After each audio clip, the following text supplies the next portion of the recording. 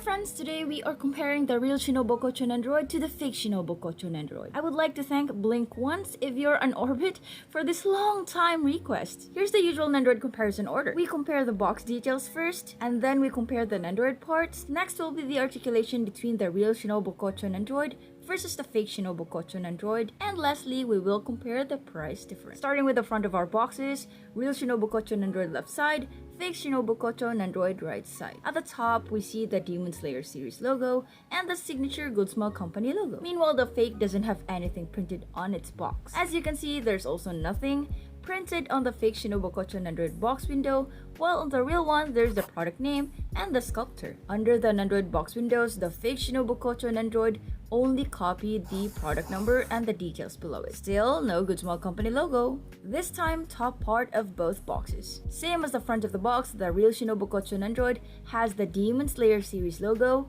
Goodsmall Nendoroid series logo, and the Goodsmall Company logo. All three important logos as proof of authenticity are missing on the fake Shinobu Kocho Nendoroid. Same thing at the bottom part. Although there's one notable trademark all fake Nendoroid boxes have so far. The prints at the bottom part of their boxes are upside down. All authentic Nendoroids have their prints and box opening facing forward once you try to open it from the bottom. Meanwhile, fakes have their prints and bottom opening facing backwards. I'm also confused, but I hope you get it. I'm bad at explaining, but yeah. Left side of both boxes. Real Shinobu Kocho Nendoroid left side, fake on the right. The box color and prints on the fake Shinobu Kocho Nendoroid are more vivid than the real one. As usual, the Goodsmall Nendoroid series logo is still missing despite successfully copying other details. Same thing on this side. No Goodsmall Nendoroid series logo, and box base color and prints are more vibrant than the real one. The back part of the Nendoroid box is gonna give you all the obvious signs. The fake has no Nendoroid series logo,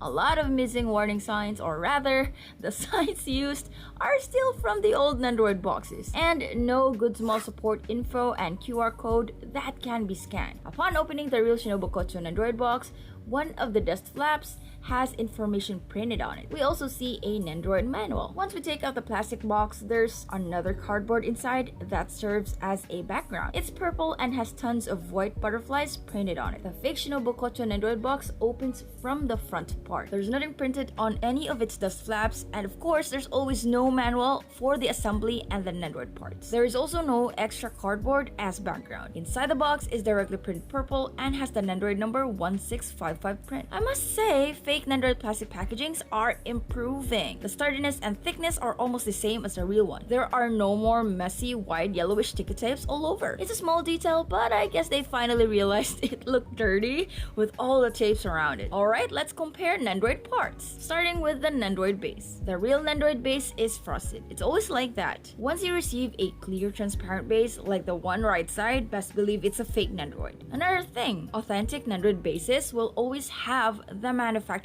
printed on one side. If it doesn't have that or any print detail on one of the sides of the base, then it's definitely fake. Next, let's compare the faceplate. First thing I noticed are the difference in skin color. The fake Shinobu Kocho Nendoroid faceplate looks like it's cream color compared to the almond milk real Shinobu Nendoroid faceplate. The details on the fake's faceplate are darker and messy too. The eye colors of the fake are more vivid than the real Shinobu Nendoroid, and the transition from purple to black doesn't look good. It also has the small white paint blot. In addition, the fake Nendoroid's lipstick is smudged. Fake Shinobu must have been kissing Gyu. The smiling faceplate doesn't have any noticeable differences, so let's just compare their heads. The real Shinobu Nendoroid, or any new real Nendoroids actually, have this hollow faceplates with open lower parts. As you can see, the fake Nendoroid head, right side, still has the old Nendoroid faceplate format. Next are the back of their heads. If you think the Nendoroid faceplates were not enough, then look at the back of their heads. The real Shinobu Nendoroid has a mix of darker black and almond milk paint, while the fake Shinobu Nendoroid has it all in a darker shade of black with a bit of sheen. Now the front part of their hairs. The connector of the real Shinobu Nendoroid is in almond milk,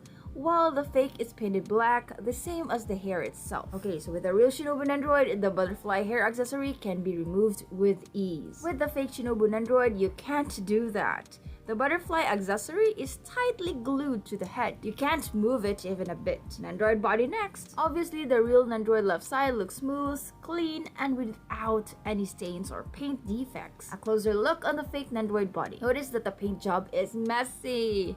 It's always like that. There's also a bit of gloss all over, and the surface has rough details. Okay, so comparing their Haoris next. You'll always determine what's fake and real by the way they combine the colors. The way Goodsmile paints their details are always soft to the eyes. I mean, the change of colors from one to another does not look forced. Look at how the fake Haori looks messy. One part is even incomplete. The colors were not mixed well compared to the real one left side, where the color transition looks clean. Unfortunately, we have a problem.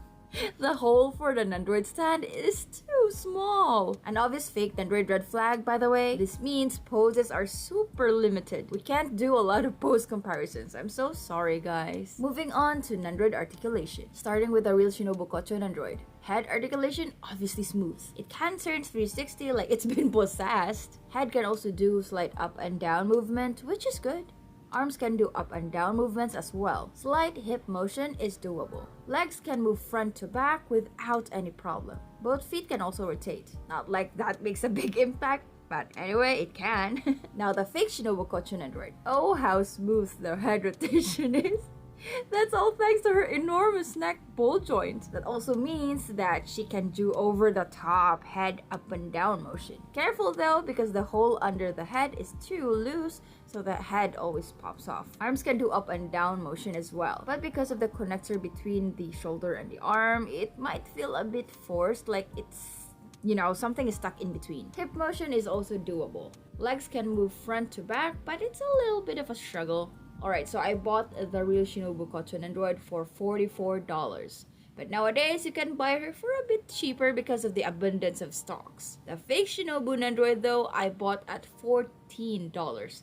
Shipping fee not included. As usual, the price gap is too big. I know, the fake Shinobu Nendoroid price is, too tempting, but listen, it is not worth it. All the stuff I showed you just proves it. The stand does not even fit the hole, and that's pretty basic already. The whole time I was also filming this, something pops off the fake Shinobu Nendoroid. The parts are super duper flimsy. The paint job is crappy, and overall details does not look good. I don't know about you, but if I want to spend my money on something, I'd rather buy a figure that won't make me regret buying it. But that's our comparison with the Real Shinobu Kocho Nendoroid and the fake Shinobu Kocho Nendoroid. I have Gyu and Levi incoming.